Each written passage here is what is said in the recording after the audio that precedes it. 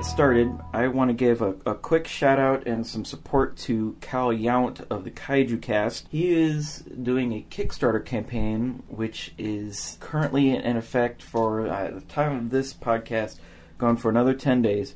He hopes to shoot a documentary in Japan.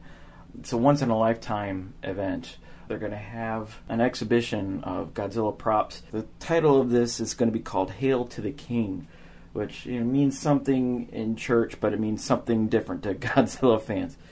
So I encourage all of my listeners here at the CGG podcast to go to hailtotheking.com and check it out, and then maybe wander over to his Kickstarter page.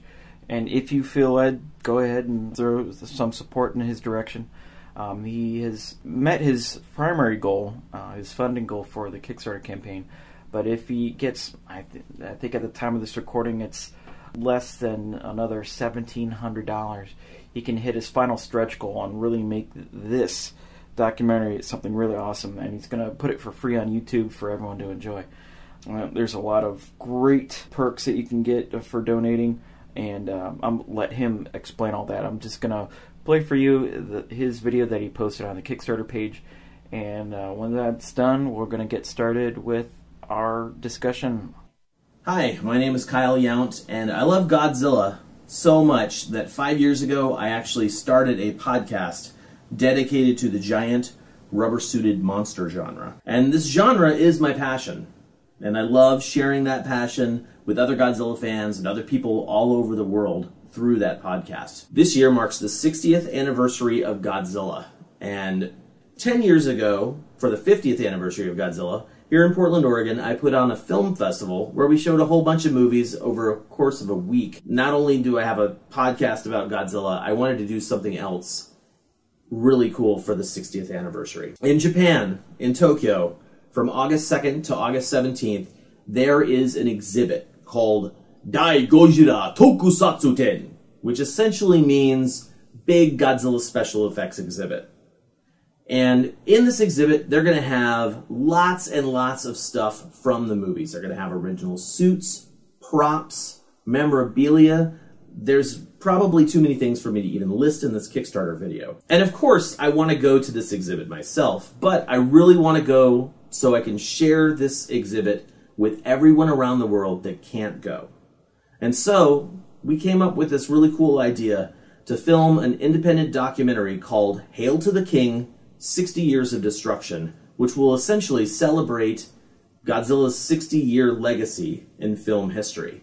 We'll go to Japan, we'll interview people that I know that were in the movies and worked on the films, and hopefully I can get those guys to actually go to the exhibit with me. We'll bring all the footage back to America, cut it together into this independent documentary, and debut it on Godzilla's birthday, November 3rd, on YouTube. It'll be free for everybody to watch, but it cannot happen without your help, because I've lined up some really great camera guys, interpreters, and editors to help me bring this to life. So check out the perks we have on the right side of the page here. There's some really great stuff. You can get your name in the credits, access to daily vlogs filmed during the trip. Comic book artist Matt Frank and Jeff Zorno are both providing some original art specifically for this campaign, plus a whole bunch more. So please help us make this film and bring this awesome Godzilla event and celebration of Godzilla's 60-year history to you.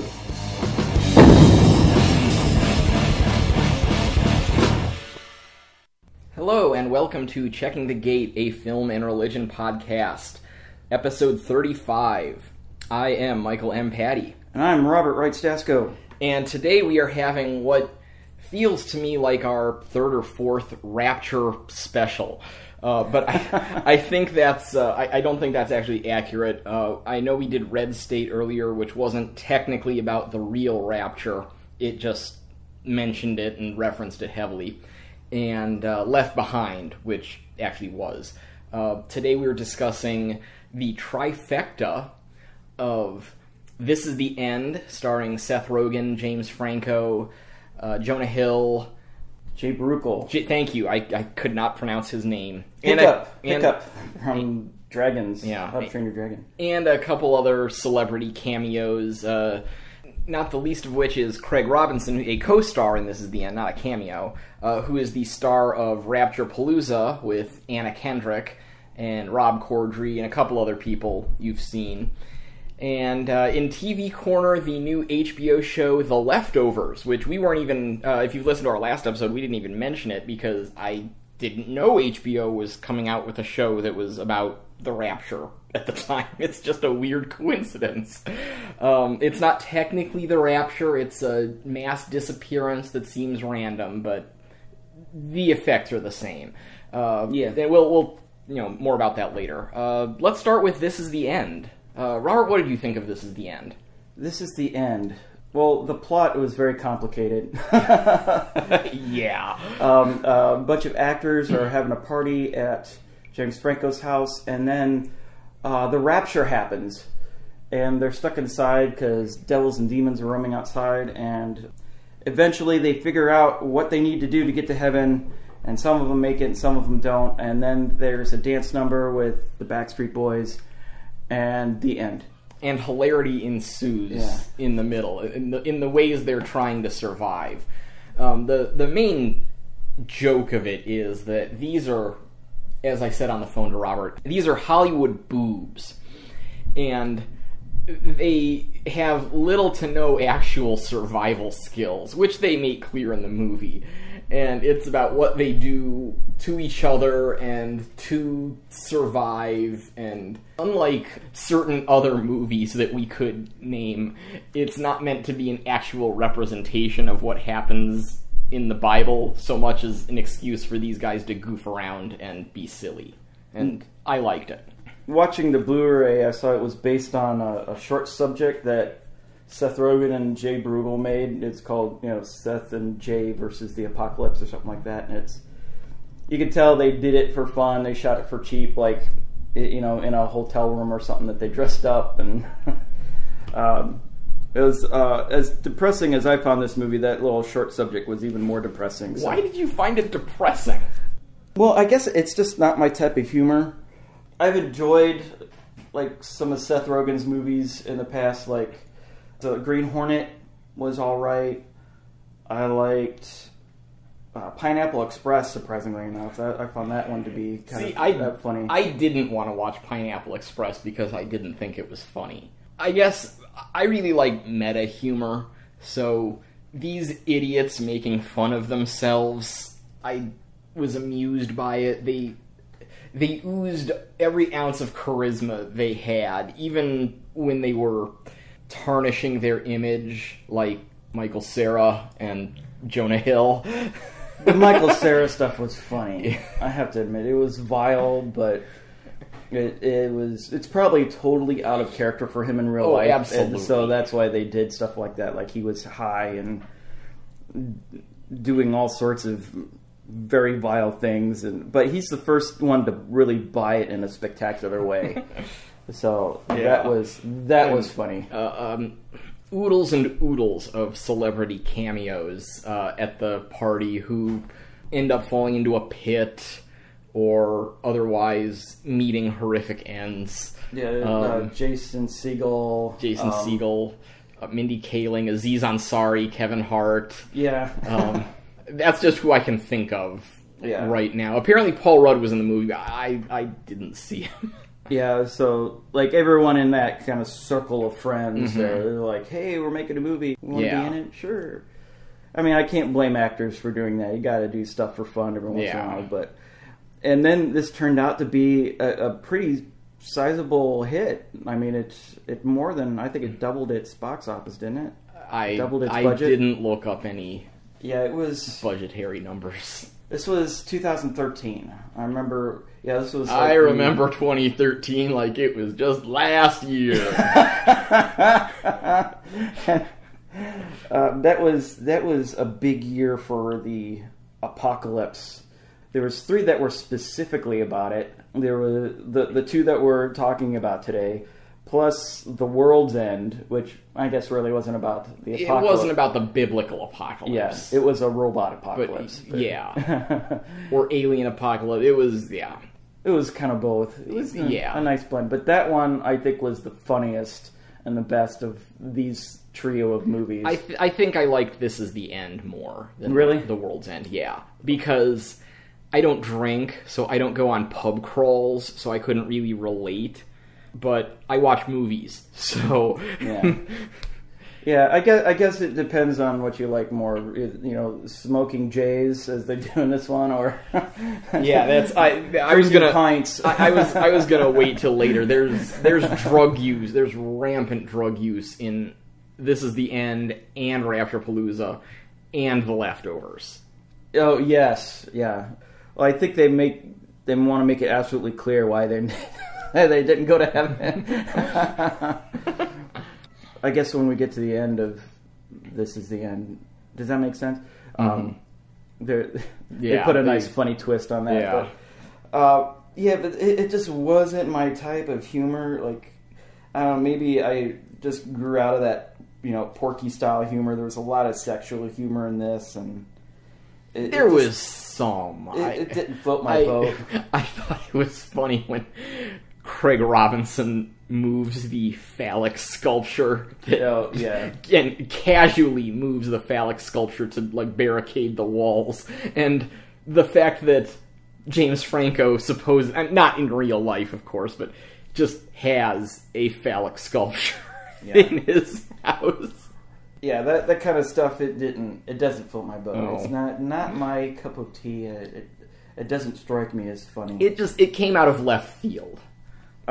It was absurd. I like absurd things. Yeah. And well, the thing I did find funny was when Jay and Seth leave the party because Jay's upset. He doesn't like the whole Hollywood scene, and they're in convenience store. Mm-hmm. They're in a convenience store, and all of a sudden the rapture happens, as it does.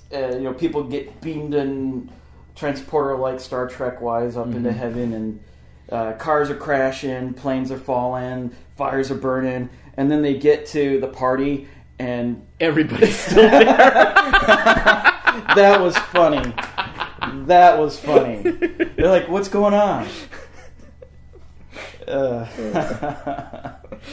They're totally oblivious to the rapture and what's happening. So is there any, other than us rehashing the jokes and what we liked and what we didn't like, is there any biblical, religious, scholarly discussion to be had about it? Yes. Okay, good. Yes, because otherwise this is going to be a real short episode. Yeah, every movie has to have a set of rules. The rules for this one are: if you live your life in a selfish manner, you're going to be left behind. But if you act selflessly, then you get beamed up to heaven. And the guys figure this out, and it's very hard for them. That was funny when, James Franco, he sacrifices himself for the other ones to leave. Oh, and I knew this was going to happen because he was talking about his idea for Pineapple Express 2, and he's like, and then I get eaten. I'm like, okay, we know how he's going to die. Well, see, I remember them sitting around talking about how, all right, man, if the time comes, I'm going to sacrifice myself for you guys. And then, you think, oh, well, maybe that is what was going to happen. Like in the Edgar Wright, Simon Pegg movies. Yeah. Where it's all set up, but you got to be painted. And then, no, that's not what happens. He's rubbing him, he's giving him the finger as he's getting beamed up. All of a sudden it turns off and he's falls back to the ground and gets eaten by cannibals. It's that's the way James Franco should go. So I thought that was funny. But it's predicated on, the sort of misconception that to get to heaven you have to be good enough. And I just spent a week in Costa Rica telling people how that is the wrong idea. That it's not what you do, it's who you put your faith in. Because there's nothing we can do to be good enough to get into heaven. There's nothing we could do to please God enough to make up for all our wrongs. That's why Jesus came and had to die. He did all the work. He was the perfect sacrifice. All we have to do is put our faith in Him. But if you're making a movie and you are not a Christian and you're just going on what you think Christianity is, and what a lot of, I'd say a good portion of Christians think Christianity is, then you're not going to look at the fine print. In fact, you can tell when people don't really read the book of Revelation when they call it Revelations, as they do throughout Rapture-Palooza. Oh yeah, and I think they only mention it once, but he's like reading from it, and I'm like, I'm not sure that's actually in there. I have to go back. I think they were making stuff up for the plot of the movie. But why let the truth get in the way of a good story? Especially when it's a Rapture movie about self-absorbed actors. Yeah. And I think it's funny that, to go meta, if we can, that with this sort of rash of what I'd call the Christ-ploitation movies, like Heaven is for Real and God's Not Dead, and before that, I think at the time this came out, there was like October Baby and Courageous, and the sort of cheaply made movies that pander to a small group of moviegoers, in this case Christians. I think this was a nice sort of jab at the Christploitation movie. I hadn't even thought of that. I certainly hope so. Meta. And then what's even funnier is I'm hearing more and more about the Left Behind reboot starring Nicolas Cage. I can't wait for that. Where'd everybody go? What's going on? Why couldn't you put the bunny back in the box? Oh boy. Maybe his skull will burst into flame in this one too. That would be funny. I can only hope. All right. Oh my God, that should be, if Nicolas Cage wants like the kind of self-referential career that like William Shatner has now when he's a little older, he needs to make like a Nicolas Cage movie. That's the title of the film, where it's just like kind of like a jukebox musical, where the plot's an excuse to get from one hit song to another. Yeah. The plot of, quote, a Nicolas Cage movie is set piece after set piece designed to get from, a little bit of Raising Arizona, a little bit of, let's go ahead and say Moonstruck, a little bit of Ghost Rider, a little bit of Con Air, and of course ending with Leaving Las Vegas. Okay, here's a... And Left Behind now. Oh, and then at the end he dies and then gets raptured. Yeah, there you go. Sure, okay. Because I'm just making stuff up now. Well, we have the outline. Let's bang out a script this afternoon, and we'll send it to him, because he's going to say yes. I'll do it. And he has to be in a Superman outfit at one point. Yeah. Obviously. Yeah. I contributed to that Kickstarter campaign of that movie, Whatever Happened to Superman Lives. Whatever happened to Superman Lives. It's coming out soon. He's going to have a trailer at the next Comic-Con, so he's got interviews with everybody: Kevin Smith, Tim Burton, Nicolas Cage, all the producers. The giant spider. The giant spider is in it. So yeah, okay. I can't wait. This is going to be the most fabulous movie about a movie that was never made. After the Dune one? Jodorowsky's Dune. Sure. Jodorowsky's Dune, and This Is For Real, or This Is the Truth, or something like that. It was... what about the Terry Gilliam Don Quixote one? Yeah, I like that one too. I saw that one. Yeah. That was alright. Yeah. It was sad. Yeah.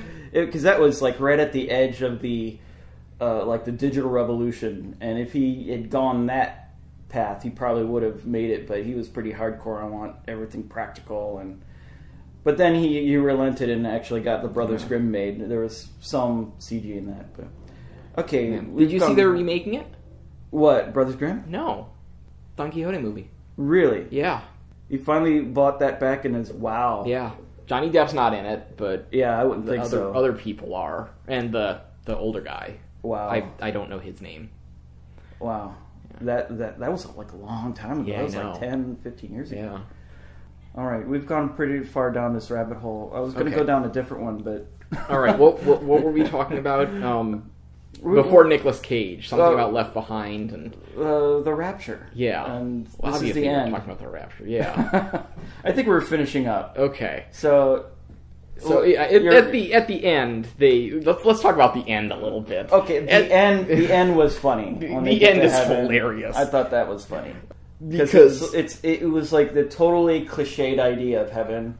Like, we're really good at finding really awesome ways of depicting the devil and the hell, but when we try and put heaven on screen, it's always the same cliched image, floating on clouds in white outfits with the halos and the pearly gates, and it's just like, oh, come on.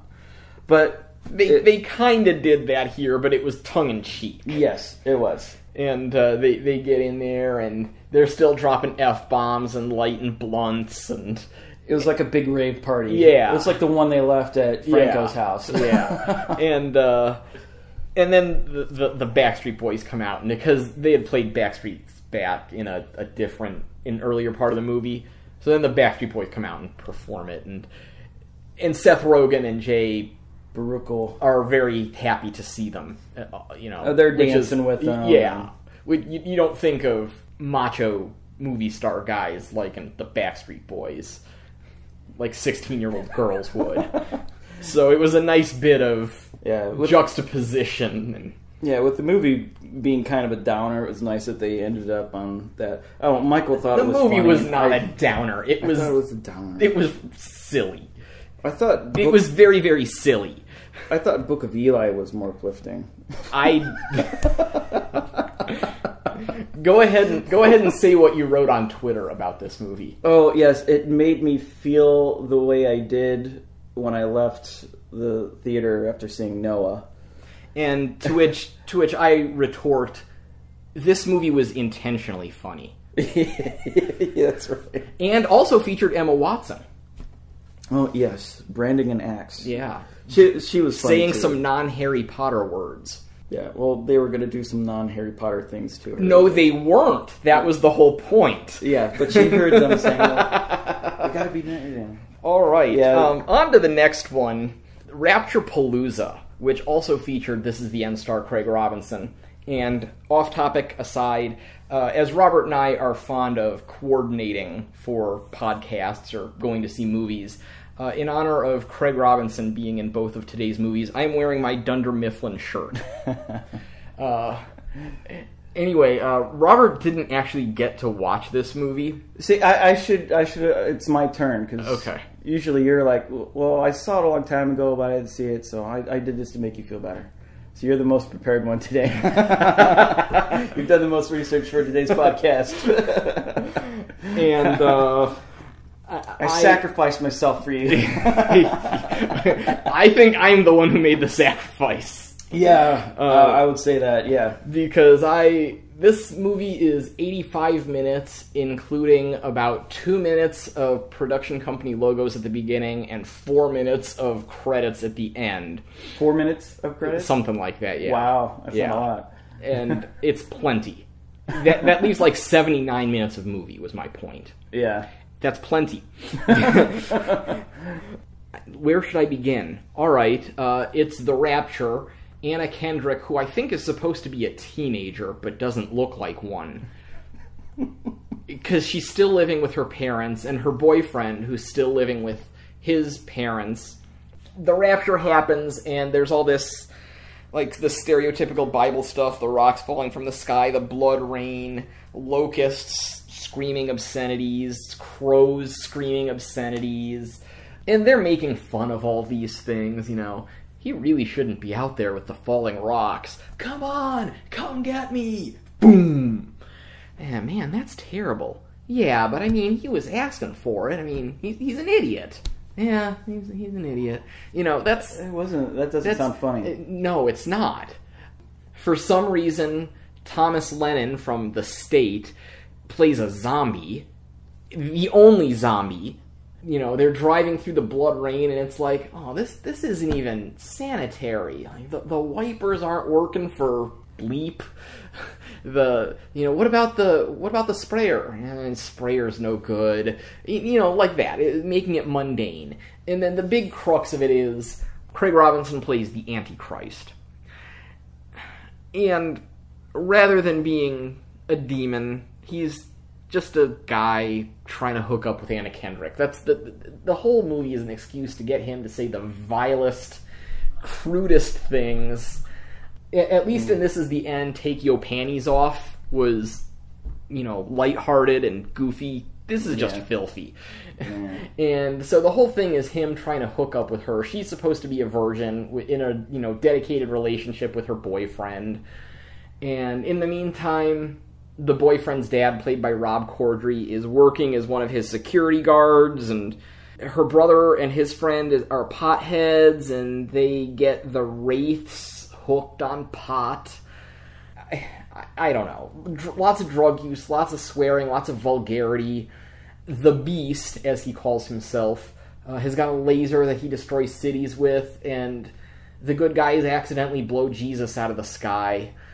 And then God comes, and God is inevitably played by Ken Jeong. Oh, no.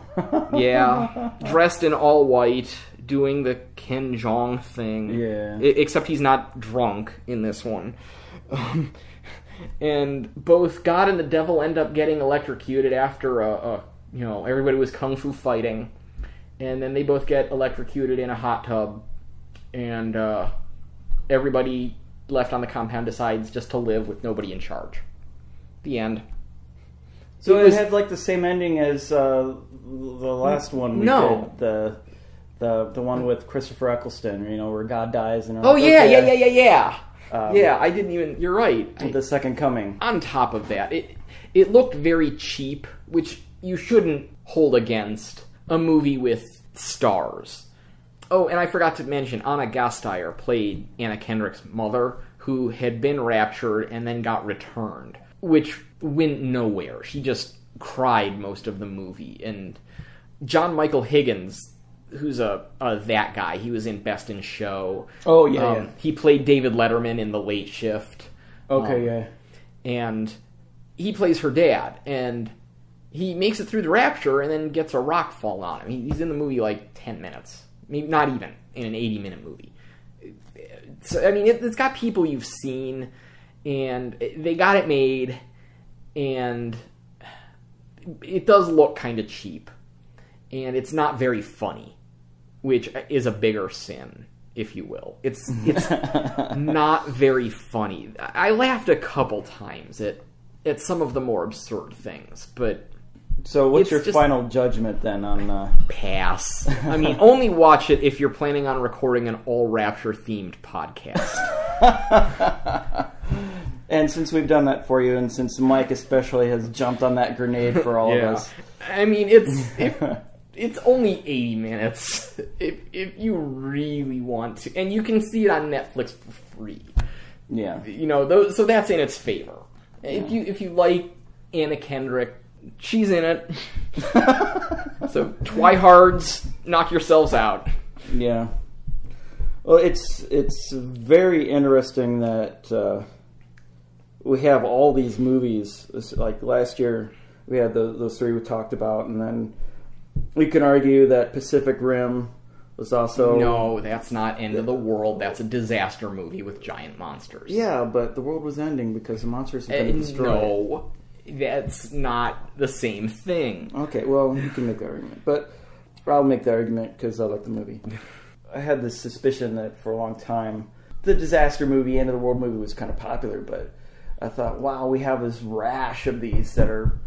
Suddenly we have sort of a blitz of these movies coming at us. And Entertainment Weekly, they had the Apocalypse issue. It was the July 4th issue with Charlize Theron and who's this? Bane? Tom Hardy. Tom Hardy on the cover for the new Mad Max movie. That one is not really an end of the world movie, is it? Either. They seem to think it is. Yeah, kind of like Book of Eli, where it's already collapsed and people are trying to survive. There's comets, nuclear war, plague, environmental destruction, robots, alien zombies, monsters, biblical event.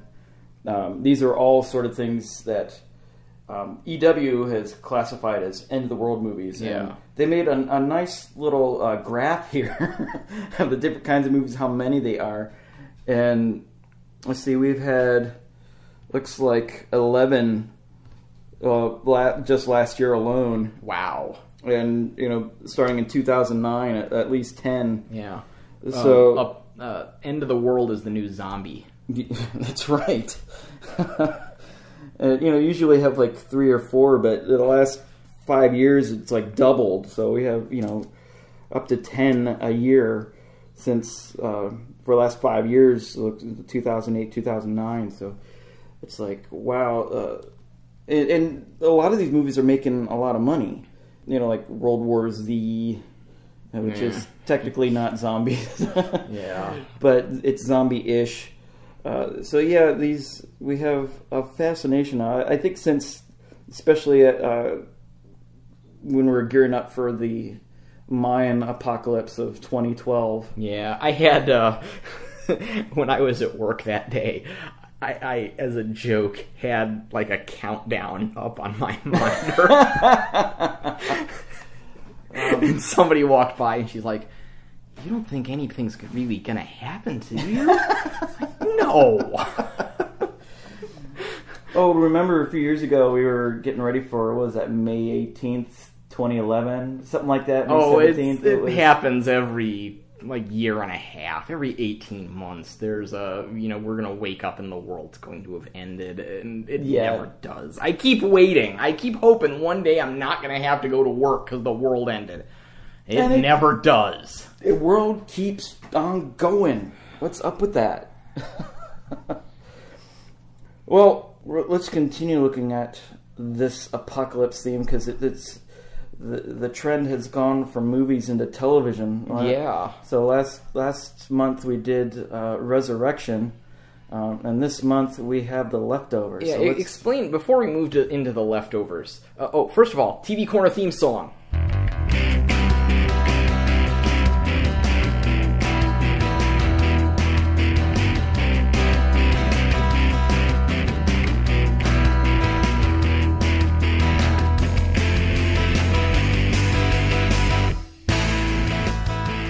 Okay, so before we move into The Leftovers, you mentioned Resurrection here a little bit. I only watched the first one. I only watched the first Leftovers. I think only 2 of them have aired, and I only watched the first one. Yeah, I only had time to watch the first one, too. Because it's 71 minutes. Yeah. So, and my time is precious. Because the world could end at any second. That's right. So explain how Resurrection, which, at least in the first episode, was about the apocalypse and the end of the world. Well, that's the main part that we're looking forward to. That's the hope for Christians that we have in Jesus Christ. It's not just that the people who are living are going to be taken up into heaven. It's that all the people who have died will be raised again. And we're going. If you look at is it 1 Thessalonians or 2 Thessalonians? I think it's 1 Thessalonians 4. Paul talks about. You don't have that memorized? I'm really bad. I'll have the verse memorized, or I'll have the gist of it, but I forget its address, where it is. I'm terrible. As a master's of theological studies, it's something I need to get busy on. But yeah, Paul says that when someone close to you dies, especially a believer, don't mourn them and weep like the pagans do. We have the hope that they're going to be raised again, and we're not. He says we're not going to be raptured before we meet all our loved ones and friends and everything. That they're going to be raised, and then we're all going to go up together to meet Jesus as he's coming down from the clouds. That could be literal, it could be metaphorical, but he's saying that don't lose that hope.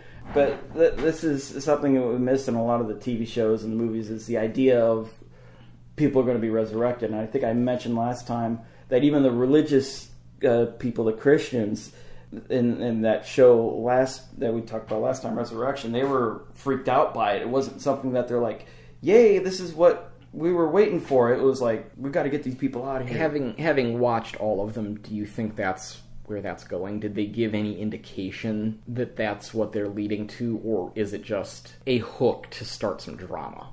I think it's a hook to start some drama, because they never explained it. They added, like, another mystery, like, right at the end, they saw, like, a bunch of dead locusts. Like, their life force was sucked out of them, and then it was weird. Maybe Ned the Pie Maker is just bringing everybody back. That's right. That's right. So all right, let's I never watched Pushing Daisies. Oh, you need to. Maybe we could. Is that one right for the podcast, or is it just a good show that I should watch? They don't really go into the religious aspect very much, I'll be honest. But it's one I should catch up on Netflix. Definitely. Amazon Prime. Amazon Prime. Okay. Or I have the DVDs. Oh, okay. If that's easier for you. All right. Yes. It's only 22 episodes. Really? It's 2 seasons. It's like the length of one regular season over 2. Oh, wow. So, yeah. Okay. I'll give it a shot. Definitely. But in the meantime, we need to talk about We need to talk about The Leftovers, yes. This is another one that's based on a book, isn't it? Yes. Yeah. It is based on a single novel that somehow they're going to stretch, they hope, into seasons. I am not familiar with the novel. Somebody at work said she had read it, and I meant to ask her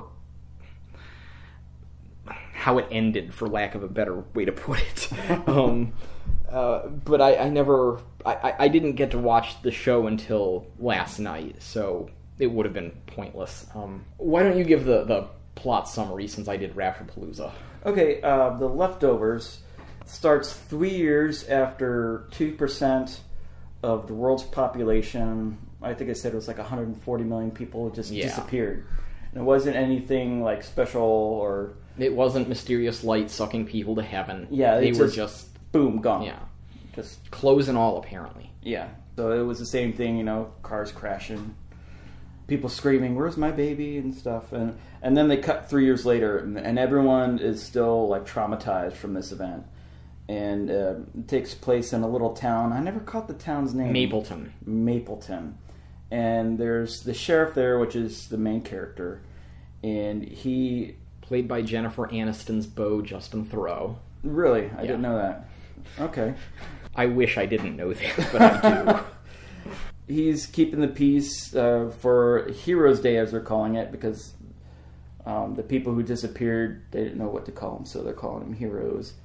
And they're going to unveil a memorial, but they're worried about this weird cult of people who don't talk and smoke and wear white, or that they're going to show up and cause a ruckus. There's another cult, I guess this cult leader, what was his name, Dwayne? Wayne. Something. Yeah, he... Played by frequent Doctor Who Rue Marie Patterson-Joseph. That's right. And I knew I saw him somewhere. Yeah. And the last 2 regenerations, everybody's, it's going to be Patterson-Joseph this time. Yeah. And it still hasn't been. He's always in the tabloids, yeah. And wasn't he in an episode, too? Yes. Yeah. 2 of them. He was in Bad Wolf and Parting of the Ways with all Leftovers co-star Christopher Eccleston. That's right. That's right. And it's like that... Those 2 episodes of Doctor Who are to The Leftovers what that scene in Jude is to Doctor Who. Wow, that's esoteric, isn't it? Yeah. I apologize to everyone who doesn't get that. But yeah, this felt every minute of those 71 minutes. Yeah. Of the show. There's hardly any dialogue for like the first 7 minutes, other than "Oh no, where's my baby?" And then it's like silent and stuff happens. And didn't they get that missing baby thing from Left Behind too? Didn't they do the exact same thing? Yeah, they did. That's the thing.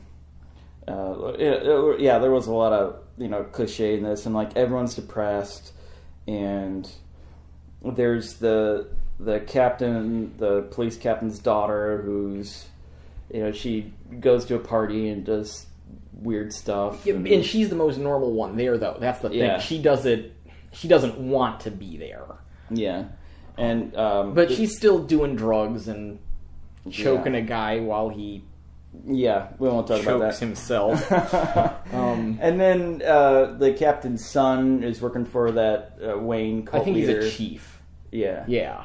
And then his wife is in... Yeah, it's not revealed until later, but his wife is Amy Brenneman. Yeah, I saw that come in. Yeah, because the kid asked about the girl's mom, like she was okay. Yeah. And actually, I don't know if it was supposed to be a spoiler, but I read that in a review beforehand, so that... I guess it wasn't that important of a spoiler. I guess not. Spoiler alert. Yeah. Well, I mean, everybody who's listening to this knows we're spoiling everything. You shouldn't be listening to our show if you haven't seen what we're talking about. Yeah. Or if you haven't seen it, take our advice and stay away. Yeah. Well, I don't want to say that about this.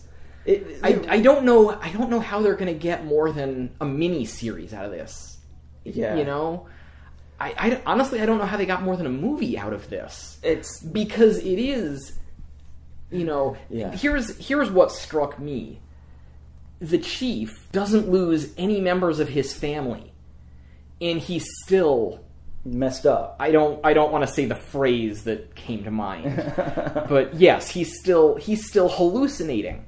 I don't think for a second he actually saw the stag get taken down. But I don't think that stag was real for a second.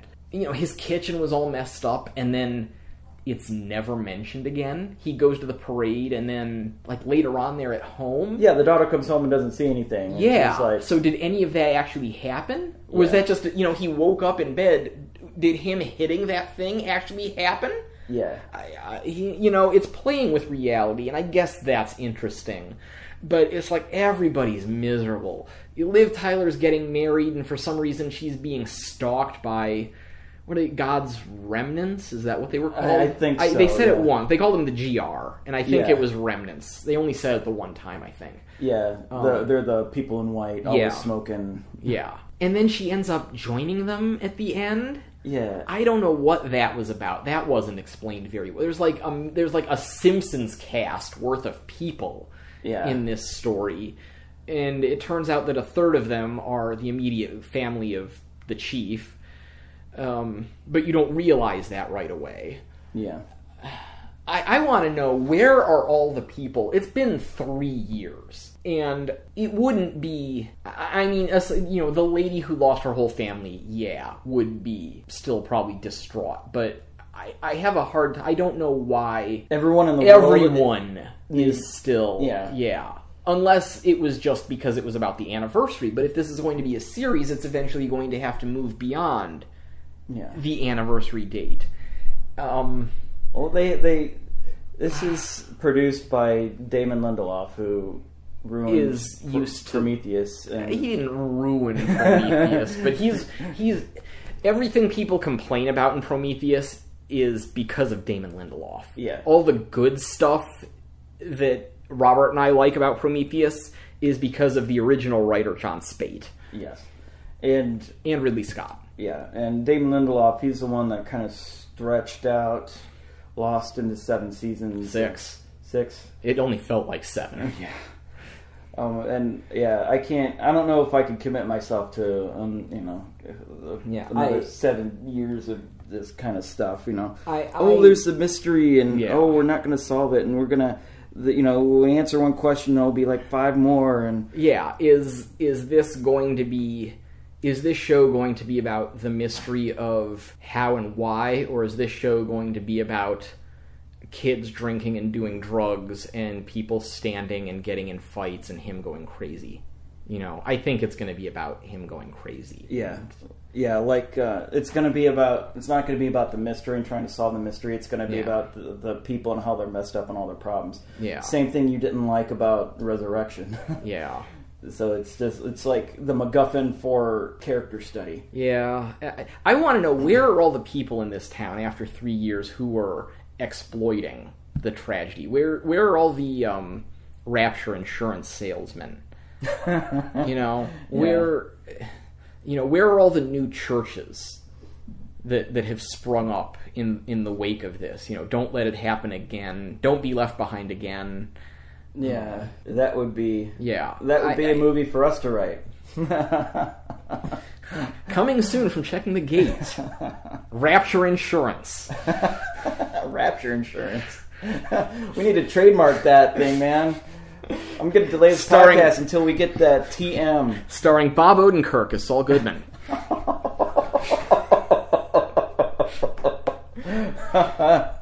Get him on the phone, man. He'll say yes. Oh, man. And David Cross, because why the hell not? Why not? Are you familiar with Mr. Show with Bob and David? Yeah. Okay. Yeah, David Cross, he's Tobias. Yes. I'm sorry, my favorite episode of Arrested Development. Yeah, Arrested Development was when he was in that mole suit and stomping on the city Godzilla style. And Michael Cera comes in with the jetpack and starts fighting him. I laughed so hard I thought I was going to wet myself. Oh man! But another tangent. Yeah. Too much information there. So, your final judgment on The Leftovers. I would be interested in maybe seeing what the scope of the book is before I decide to watch any more of this. Unlike The Walking Dead, which is based on ongoing comics, and which they've deviated, they're just kind of remixing the comics at this point. Yeah. To their benefit, from what I've heard, never having read a Walking Dead comic. This is based on a one single finite novel. Even unlike Game of Thrones, which they have 10 more seasons of material about, I think. They hope. So, So, to get back to my point, I want to look up what the scope of the book is, where it ends, what the story is, and maybe before I watch any more episodes, if I watch any more episodes, see kind of what happens, like I did with Fringe, and see if that interests me further. Just based on this, I'm not inclined to want to watch anymore, just because I don't need to see people miserable. I like heroes, and at least this had a defined main character. I don't know if he was a hero, but more so than Game of Thrones, which is an ensemble. Yeah. This at least had a main character and an interesting supporting cast. We didn't mention Christopher Eccleston, who showed up just briefly. I'm sure he's going to be in it more though, because the chief knew who he was, and I think that was just there to. And I guess Janelle Maloney is going to play his wife. Really? Because on IMDb they had the same last name, but she wasn't in this first one. Mm. And we didn't mention the statue. Oh man, that statue was at awful. At the Heroes Day parade. They unveiled the statue, and they mentioned how ugly it was in the meeting, and then they unveiled it, and it's a lady reaching out to her baby who is ascending skyward. Yeah, just terrible, Yeah, and I'm sure it was terrible on purpose. Yeah, Mike tweeted or he texted me like, oh man, that statue. I'm like, yeah, that's not I the way believe I would said have done it. LOL the statue. Yeah, I'm like, that's not the way I would have done it. So what are you going to try and watch more of it? I don't know. There's some intriguing things happening, but at the same time, there's people are miserable. Yeah. It's sort of kind of like watching Wallander. You ever see that one? No, I didn't. With Kenneth Branagh? Yeah, he plays it's like a Swedish detective, and in American shows like Bones, there's a murder, and they're like all excited about it, and let's solve the mystery, and here they show up and someone's dead, and they're like aghast, they're appalled, it depresses them, it eats away at their soul that someone has died. And it's like, I can't watch that. So it was, it's just kind of depressed. I mean, they talk about it. Like the one character says to another one, "Man, you have a bad attitude. You're all depressed and stuff." And it's like, yeah, let's talk about it some more. So don't watch any Wallander. Yeah. Well, okay. In The Leftovers, one character talks about that. Yeah. So same thing with Wallander. Yeah, don't watch that. I tried watching it and I couldn't even get through a whole episode. And this one, it's the same thing, that situation I was talking about, the one character talking to another, it was like the chief's daughter and or like her friend. Remember that they were sitting outside smoking or something and smoking something. Yeah, yeah, as they do on HBO. Yeah. So yeah, this was like the R-rated version of Resurrection, I think, because it was on HBO and they can get away with stuff like that. But yeah, I'm not sure. Like I said, I'm not the biggest David Lindelof fan. See, him and what is it, Orci? Roberto Orci. Orci, yeah. They both worked on Lost, and Orci was the main guy behind Fringe, and I like that because I've been watching that again. We've already covered this on the podcast. I think him and Alex Kurtzman and J.J. Abrams co-created it, but there were different people, Joel Wyman and J.W. Pinkner, who were the executive producers. Yeah. I don't think Roberto Orci worked on it day to day. Yeah, but his name's a lot in the credits. I think maybe not day to day, but I've seen him come up. But on Fringe, they say this a lot. Well, every answer we find, it leads to more questions. But by the end of the series, they answer all the questions. And that's what I liked about it. Lost didn't. I'm not sure this show will either. So I'll wait till it ends and then catch up on it. I'm not sure what the long game for this show is. Yeah. You know, if it was a mini series, I think it would be I would if there were another 2 more 71-minute episodes, I might be interested in watching it.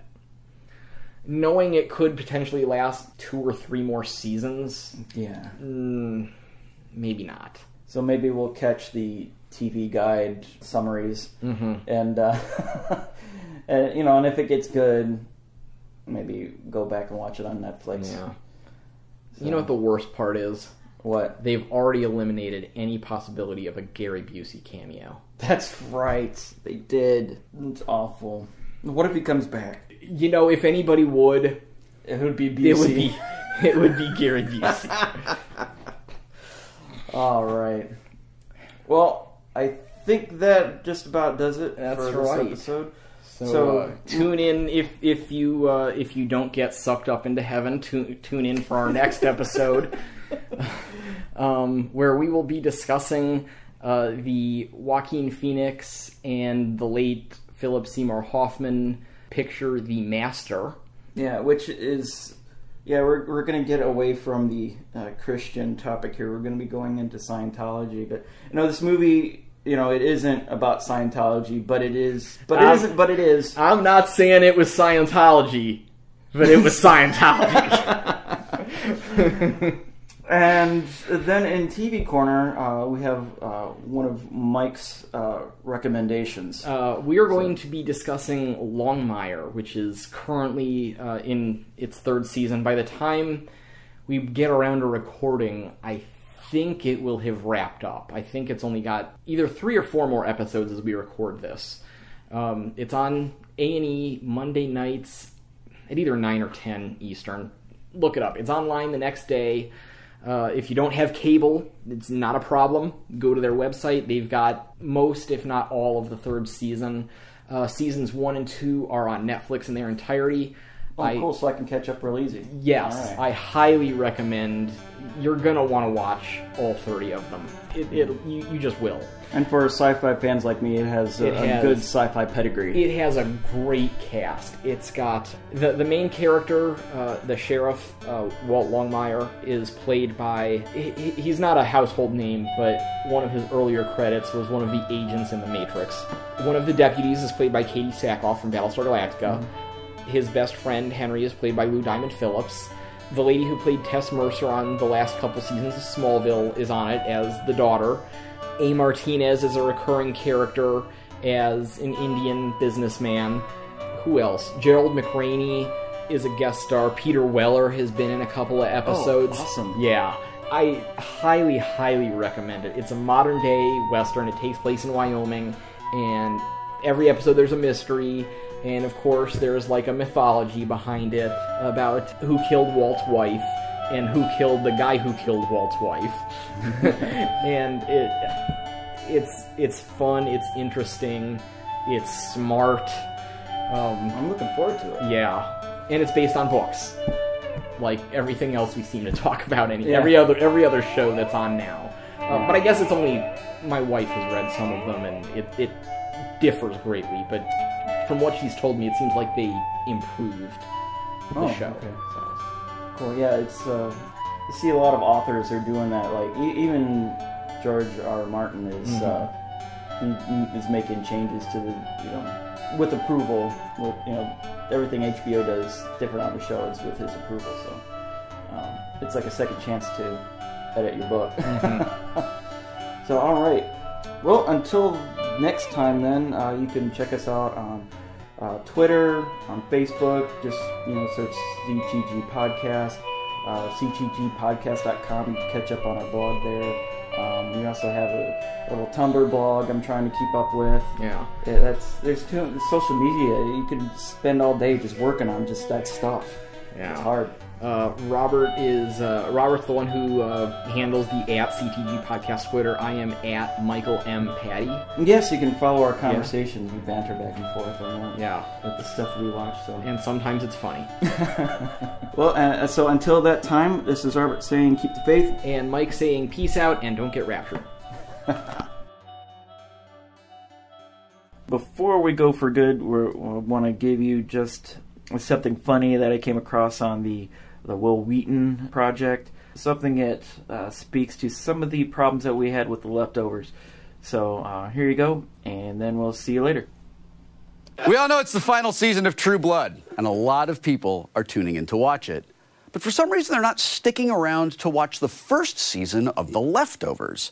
It seems like a great match to me, and the promotions department at HBO agrees, which is why they did this.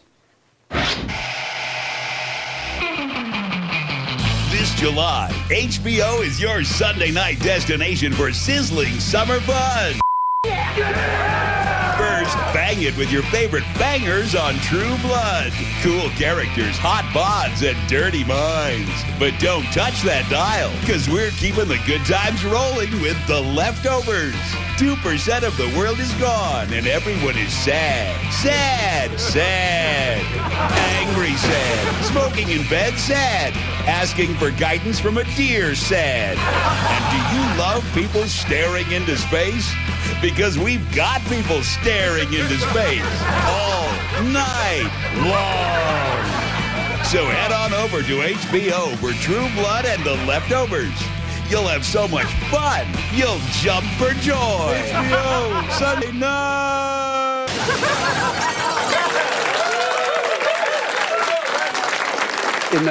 In this episode of The Leftovers, that scene with the deer goes on for 27 minutes.